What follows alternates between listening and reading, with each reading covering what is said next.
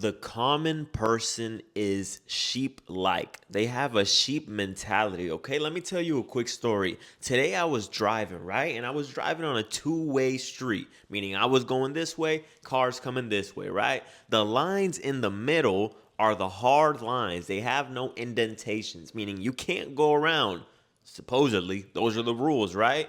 However, in front of me there was a Prius, and I think his tire was popped or something. He had his lights on, his emergency lights, and he was going like 10 or 8 miles per hour. And I'm like, bro, I got places to be. And there's nobody coming on the other side. I waited till there was no one coming. I go around, I'm probably like a mile ahead. I look behind me, and these people have formed a line super long behind this guy. Why? Because this little yellow line on the ground says that you can't do it because there's some rule. Who made up this rule? You can't use your common sense. In a lot of situations, people don't use their common sense. Just use your common sense. See, when there's a stop sign, sometimes I don't stop for the stop sign if there's no cars around. If you use your common sense and you look this way, look that way, look forward, no cars, zoom, right? Obviously, if it's something where you can't really see what's coming from this way, what's coming from that way, then maybe it's best you slow down and you stop. See, the stop sign is there for the majority of the time. The stop sign is there so that when there's traffic, you obviously stop. That's common sense, right? If there's cars coming this way, you're not going to want to go. If there's cars coming this way, you're not going to want to go. But if there's nobody there, I'm not stopping for the stop sign.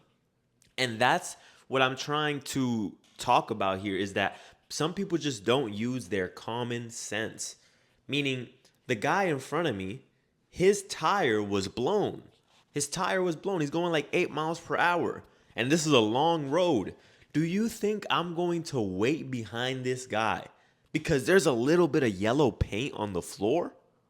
Yellow paint? That's what's stopping me? See, the common person lives in like a prison in their own mind. They have so many like prisons stopping them from thinking for themselves. When you can't think for yourself, you are a puppet, you are a slave. Because somebody tells you something, you live by how they tell you to live, as opposed to thinking for yourself. When you can think for yourself, you truly become a free individual. And of course, that example is something, such a small, minor issue to such a bigger problem. Because obviously, that's not a huge issue, but it shows that the common man does not think. The common man does not use his own train of thought, meaning learning how to use your train of thought and your judgment and trusting in your judgment. The problem is, people don't trust in their own judgment. They don't trust their judgment because they need a yellow line to tell them whether they can or cannot do something. If someone tells you that you can't start that business, then you won't start that business. When you could think about it and say, well, what's the worst that can happen? I can go broke, right? Okay, but what about the skills that I learned? They tell you you have to go to college. So you go to college because you told you have to go to college. You don't use your common sense and think for yourself. You have to become a free individual by breaking past these prisons that are in your mind. Like I said, it's a small example. When you see that right there, you have to use your critical thinking skills, which a lot of people do not do. In that moment, you have to assess the situation with your mind. A lot of people live through the programming that their parents installed into them, that the church installed into them, that the schools installed into them, that society installed into them, but they never think for themselves. They never think about, what do I think is right? If you use your mind to analyze situations, you become someone who depends more on yourself and you become much more of a free thinker. Because in a situation like that, you say, okay, the car in front of me, there's obviously a problem. This is an emergency. This is not the normal thing to do, right? Obviously, if the car in front of you is going kind of slow, but there's the lines, maybe you shouldn't do it. But the problem is critical thinking dev- critical thinking develops from you trusting your ability, from you trusting in yourself, saying, this car in front of me clearly has a problem. I know the lines say this. Let me look to the left. There's no cars coming this way. Let me just go around really quick. All it takes is 1 second and it'll save me like 10 minutes. As opposed to me staying right here, waiting behind this car that's going 5 miles per hour in like a 35. Okay, I'm just going to waste 10 minutes because this line says so. You need to start to think for yourself.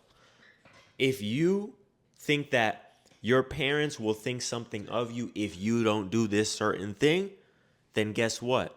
You're living in this prison because you're living through the eyes of somebody else as opposed to living through your own eyes. And if you are a young individual, maybe you should listen to your parents. Because 9 times out of 10, if your parent is not a crackhead, then they probably have some sort of wisdom that they're going to pass down to you. But at a certain point in your life, you have to become your own free thinking individual, meaning you think for yourself, you develop your own thoughts, you use your critical thinking skills. And I don't know if it comes down to a matter of IQ. I'm not sure if it's a matter of people having low IQs and people having high IQs. But what I do know is that critical thinking is a very, very major key component to living a successful life. Because if you can't learn to think for yourself, you will forever live a life that you hate. You will go to college because you're told to go to college. You will work that job because you're told to work that job. You won't buy that car that you want because you're told to save your money and not buy that car. You will live based on what somebody else wants you to do. And what you don't understand is that you only have one life. And when you live your life for somebody else, you're basically giving them another life to live. But in reality, they're not even experiencing your life. But the influence that they have over you has caused you to give up your own life, your own personality to somebody else. Because they tell you to go to college, so you're going to go to college because they told you to. They told you you have to work a job and you can't start that business, and entrepreneurs is for losers. So guess what? You're going to work that job as opposed to going with what your heart tells you. If your heart tells you to go into car sales, go into car sales. Fuck what people think. Who cares? At the end of the day, you can use your critical thinking skills. And even if you fail, you will learn and you will develop and you will sharpen your critical thinking skills. A skill is just that, something that even if you start off and you're not good at it, you develop the skill by failing and learning from it. So you need to start using your critical thinking skills for yourself. Start that business, fail, try again, fail again, try again, succeed. Go into car sales, fail, don't sell shit, learn. Why didn't you sell shit?